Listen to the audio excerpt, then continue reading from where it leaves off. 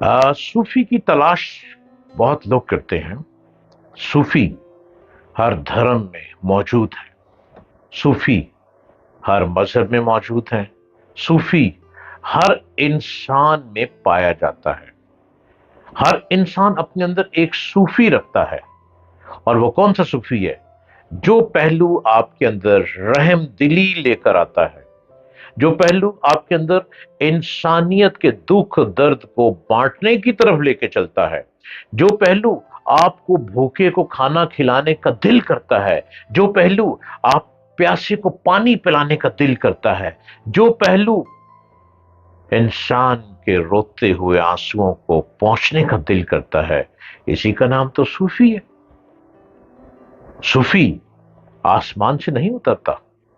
ہاں، میں یہ کہوں گا، صوفی ستاروں کے کہکشاؤں سے اترنے والا ایک ایک انمول ستارہ ہے، جس کی اچھی عادتوں کو دیکھتے ہوئے، جس کے خوش اخلاق کو دیکھتے ہوئے، جس کی اخلاقیت مورل پوزیشن کو دیکھتے ہوئے رب العالمین اس کو اور نکھار دیتا ہے، اس کی نگاہوں میں محبت بھر دیتا ہے، اس کے ماتھے پہ نور کی چمک دے دیتا ہے، اس کے گالوں پہ اپنی لالیاں پہنچا دیتا ہے، اس کے لفظوں کے اتار چڑھاؤ میں قدرت کا وہ رنگ بھر دیتا ہے کہ جب وہ بولتا ہے تو وہ نہیں بولتا، لگتا ہے میں نہیں بولتا، میرے وچ میرا ماہیا بولتا۔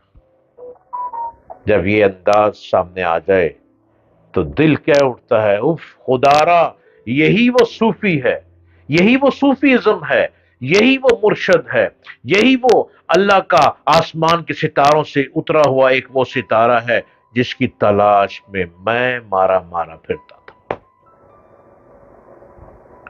آپ خود بھی صوفی ہوں گے، بلکہ ہیں۔ کیوں؟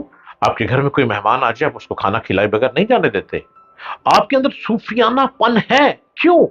اگر آپ سے کوئی روڈ پہ بزرگ بوڑھا لفٹ مانگ لے، آپ اس کو اپنی موٹر بائک پر بٹھا لیتے ہیں۔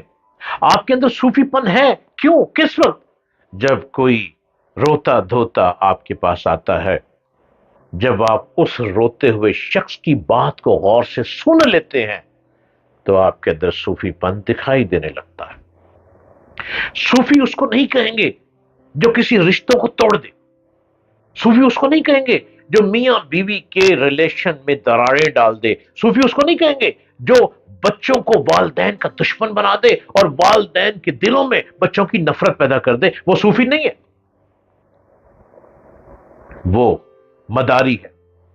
آج کل بہت مداری نظر آ رہے ہیں جو پامسٹ کی شکل میں دکھائی دیتے ہیں، جو اپنے آپ کو ستاروں کے حساب کتاب میں لے کے بیٹھتے ہیں اور لوگوں کے گھروں کو تباہ کرتے ہیں۔ بہت سی مداری آپ کو دکھائی دے رہے ہیں، مختلف رنگوں میں، مردوں کی شکل میں بھی، عورتوں کی شکل میں بھی۔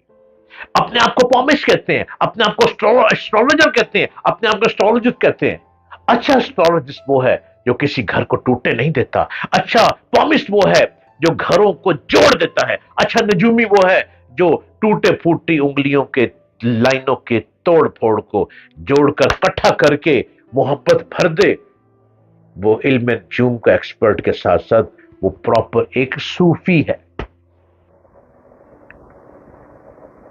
صوفیزم کی پہچان کرنی ہے تو پہلے اپنے دل کی آنکھوں کو کھولیں، اپنے دماغ کے تاروں کو کھولیں، اپنی سوچ کو پازیٹو کریں، لوگوں کو نیگیٹو دیکھنا چھوڑ دیں۔ آپ صوفیزم کی پہلی سیڑھی پہ چڑھ چکیں گے۔ حضرت خواجہ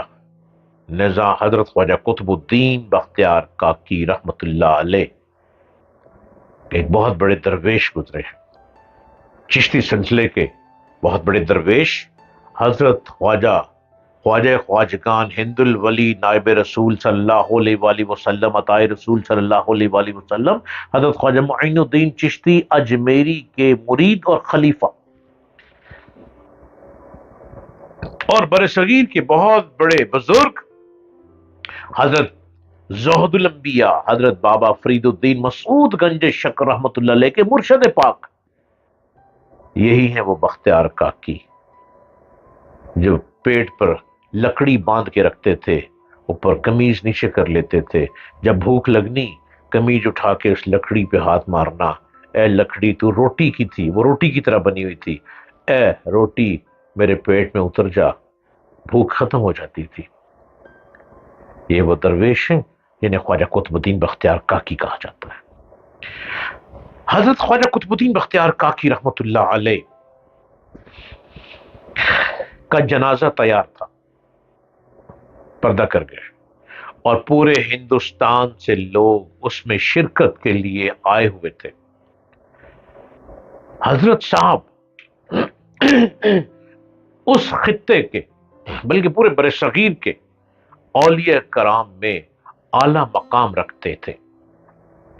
جنازے میں شرکت کے لیے خلقت جمع تھی، دنیا کا ہجوم تھا، اور اس انتظار میں تھی کہ جنازہ پڑھانے والے کا، پڑھانے کا اعزاز کسے حاصل ہوتا ہے۔ لوگ دیکھ رہے تھے ایک دوسرے کی شکلوں کو کہ یہ اعزاز کس کو حاصل ہوتا ہے۔ اتنے میں ایک شخص اٹھا اور اس نے حضرت خواجہ بختیار کاکی رحمت اللہ علیہ کی وصیت پڑھی، وصیت پڑھنا شروع کی۔ وصیت تھی کہ میری نماز جنازہ وہ شخص پڑھائے جس نے زندگی میں کبھی کوئی نماز قضا نہ کی ہو۔ وصیت ختم ہوئی تو مجمع میں سناٹا چھا گیا اور لوگ ادھر ادھر دیکھنے لگے۔ کوئی شخص آگے نہ بڑھا۔ چند لمحوں کے خاموشی اور انتظار کے بعد ایک شخص کھڑا ہوا، آہستہ آہستہ چلتے ہوئے آگے بڑھا اور امام کی جگہ کھڑا ہو گیا۔ اس نے حضرت کی نماز جنازہ پڑھائی اور بھیگی آنکھوں سے کہا جانے والا تو چلا گیا، دوسروں کا راز فاش کر گیا۔ انہوں نے یہ کہا، جس نے جنازہ پڑھایا اس نے یہ کہا کہ جانے والے تو چلے گئے لیکن ایک راز فاش کر گئے۔ بھلا بتائیے نماز جنازہ پڑھانے والا شخص کون تھا؟ حضرت خواجہ قطب الدین بختیار کاکی رحمت اللہ علیہ کا نماز جنازہ پڑھانے والا شخص وہ بادشاہ وقت شمس الدین التمش تھے جنہوں نے جنازہ پڑھایا۔ وہ اس وقت کے بادشاہ تھے، اور وہ بادشاہ کتنا پرہیزگار تھا، کتنا متقی تھا، کتنا نمازی تھا کہ کوئی نماز قضا نہیں تھی۔ اور خواجہ بختیار کاکی ایک صوفیزم کے منبع تجلیات ہیں۔ انہوں نے اپنی وصیت کر دی تھی کہ میرے جنازے کو وہی پڑھائے گا جس نے نماز قضا نہ کی ہو، اور سلطان التمش نے کبھی کوئی نماز قضا نہیں کی تھی۔ سبحان اللہ، یہ ہے صوفیزم۔ ابھی بھی صوفیزم موجود ہے، یہ ختم ہو نہیں سکتی۔ اپنے اندر دیکھیں، آپ کے من میں صوفیزم چھپی ہوئی ہے۔